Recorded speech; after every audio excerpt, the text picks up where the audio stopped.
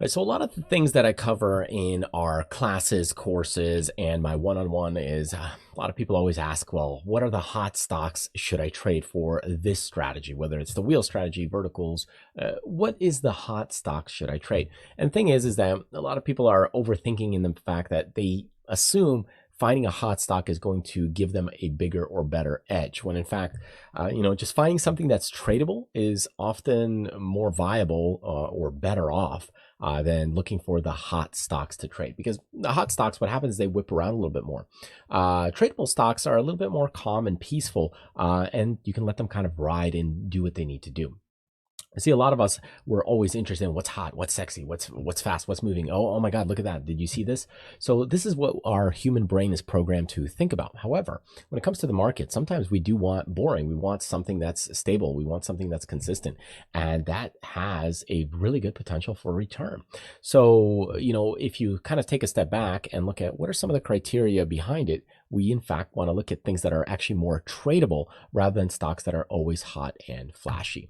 Now, if you're brand new here, I'm Sasha, the options coach. I've been teaching people to trade options over the last decade, from classes to one-on-one sessions. And in this video, we're going to look at the wheel strategy. I'm going to show you some things regarding scanning for hot stocks versus a little bit more tradable stocks. Now, I think when you actually go into the nitty-gritty, finding hot stocks is not very difficult. So, we do a lot of classes on these different things, and when you search for hot stocks, a lot of them are going to be more in terms of like volume or things that are moving. And hot for you might mean different than for other people. Like, for example, you might have just ran across this website called Fiverr.com. And this stock might be a hot stock. But the problem with this stock is it's not really tradable. And the reason I say it's not really tradable is because when you look at the options here, expirations, there's no weekly option contracts. On the other hand, when you look at something like a Walmart, this stock, in fact, is more or less tradable. It's a lot better than maybe Fiverr.com, because here, from a stock basis, we've got a ton of volume. Okay, we've got a weekly options expirations. The volatility is calmer. Whereas if I pull up the last one I just did, the volatility is higher. I can only hide in a handful of expirations. There's no weeklies. And the volume, I mean, it's ludicrous, really, when you think about it. So it's very difficult to getting into the position and getting out of the position. So when we start looking and finding things for, hey, is there tradable stocks, what we want to do is look at a few criteria. And in this video, we're going to break down a couple things. So the first thing is I'm going to head on over to the scan tab over here.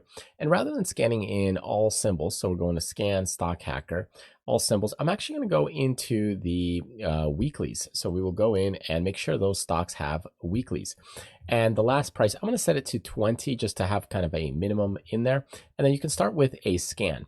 Now, this will give you kind of a huge list of tickers in here already.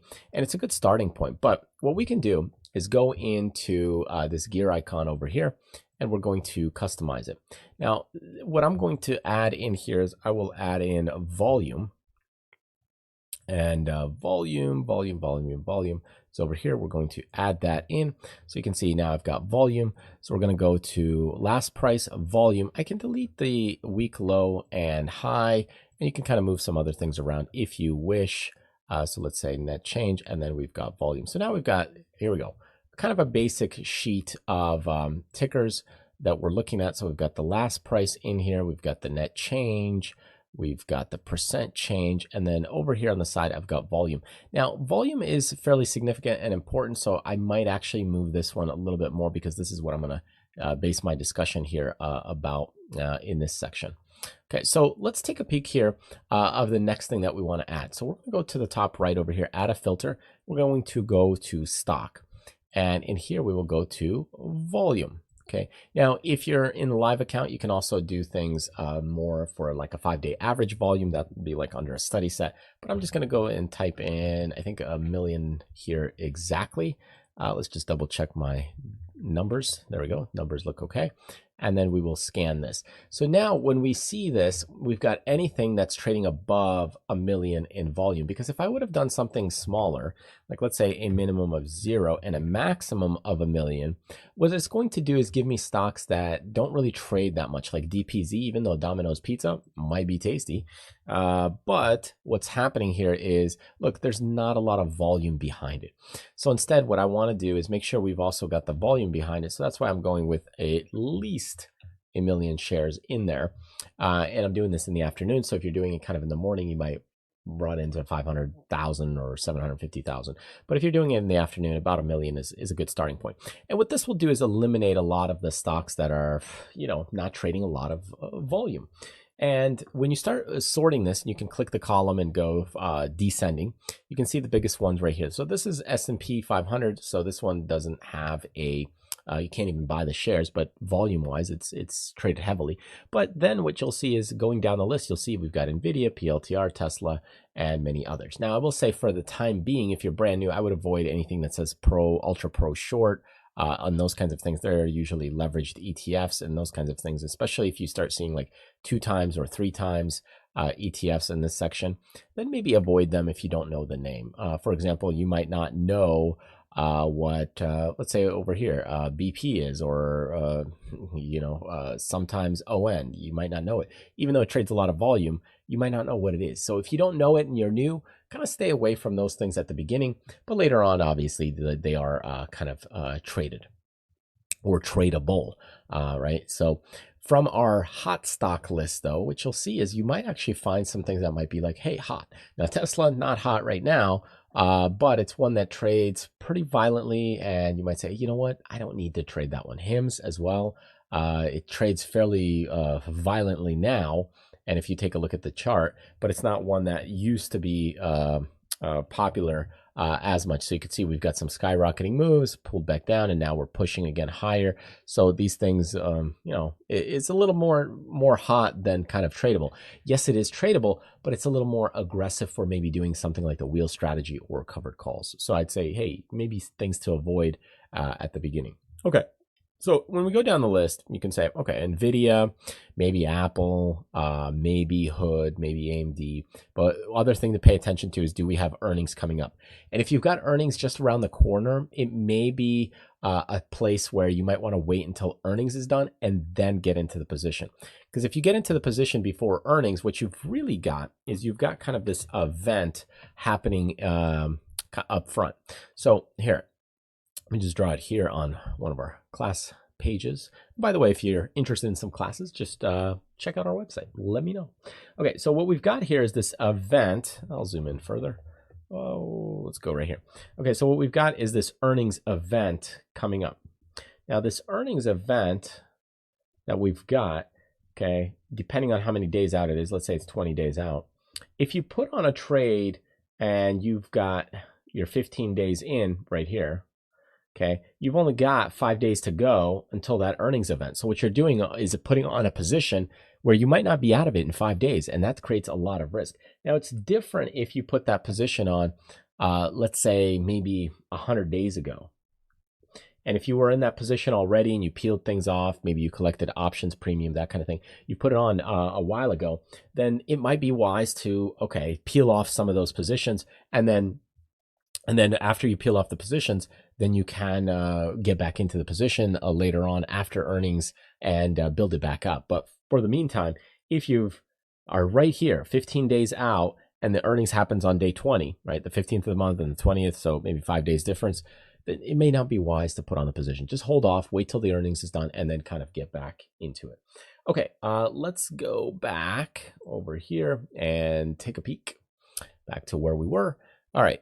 So we've got AMD, we've got SPY, SMCI, Amazon, all these tickers are tradable. You might say, okay, which ones are the ones that are tradable? Pretty much all of them when you start looking at it, unless you don't know what it is. So if you don't know what a Bitcoin ETF is, don't trade it. If you know what an Uber is, great, you could trade it, but watch out for earnings. Okay, how about something like Google? Is it tradable? Yes, it is. It's tradable. It's got a lot of volume. 12 million, it's tradable. Wells Fargo, yes, also tradable. So if you are saying, I am interested in one of these tickers or one of these items, then you might say, okay, which one am I going to pick? I might say Reddit. Okay, it's got 9 million shares right now. I like Reddit right here. There it is, RDTT. So you pull it up and you do a couple of quick checks. So the first thing you check is the volume there. Check, it's there. There's a lot of volume, more than 1 million.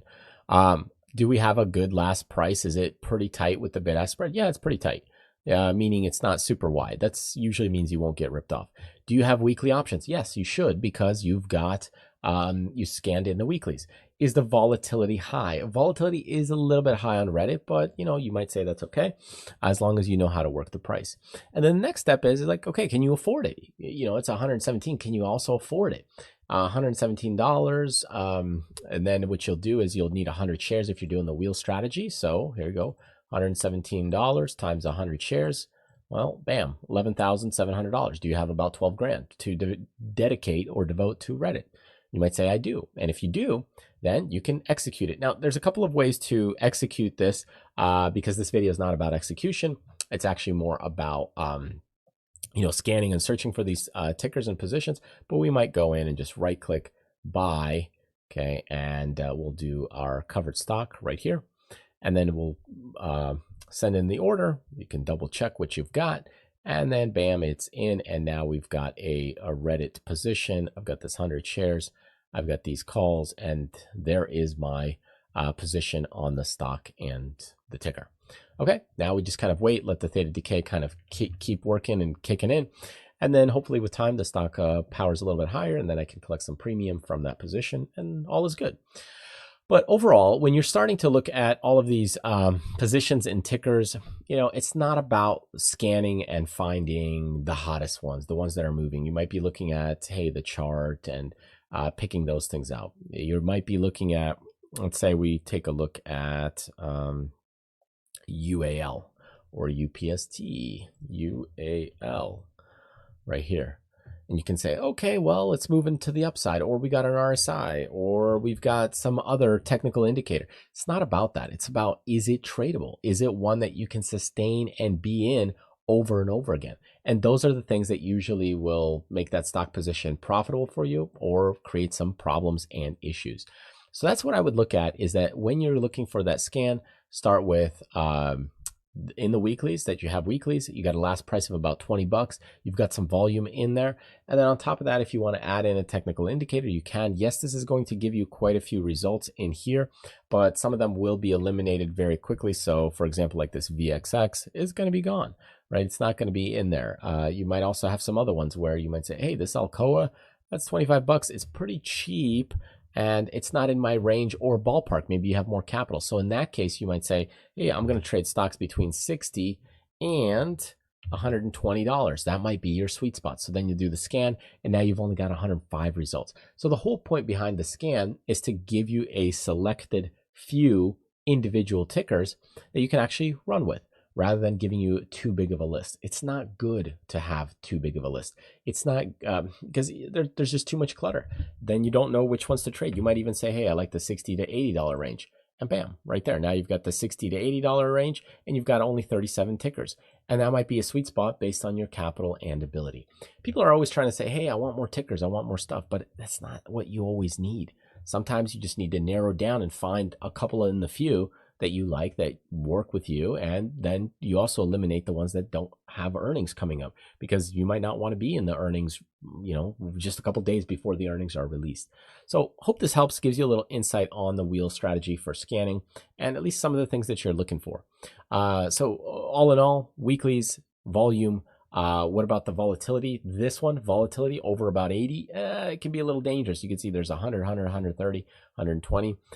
The other thing is bid-ask spread. If it's too wide, like you can see, this one is 585 to 680 for the at the money. So that's already about a whole dollar worth. Whereas if you go to, let's go to the SPY options right here, this one, the bid-ask spread, you're pretty much 4 penny difference. So you won't get ripped off on that one. So my point being is that, hey, if you can trade something that's a little tighter, you're likely to get good or general pricing in those tickers. The other ones, it's not to say you can't trade them, but you got to really know how to work the orders. Anyways, hope that helps. Truly appreciate you sticking with me, learning a little bit, and maybe I'll see you in one of my future classes. All right, thanks for joining me. I'll see you in the next one.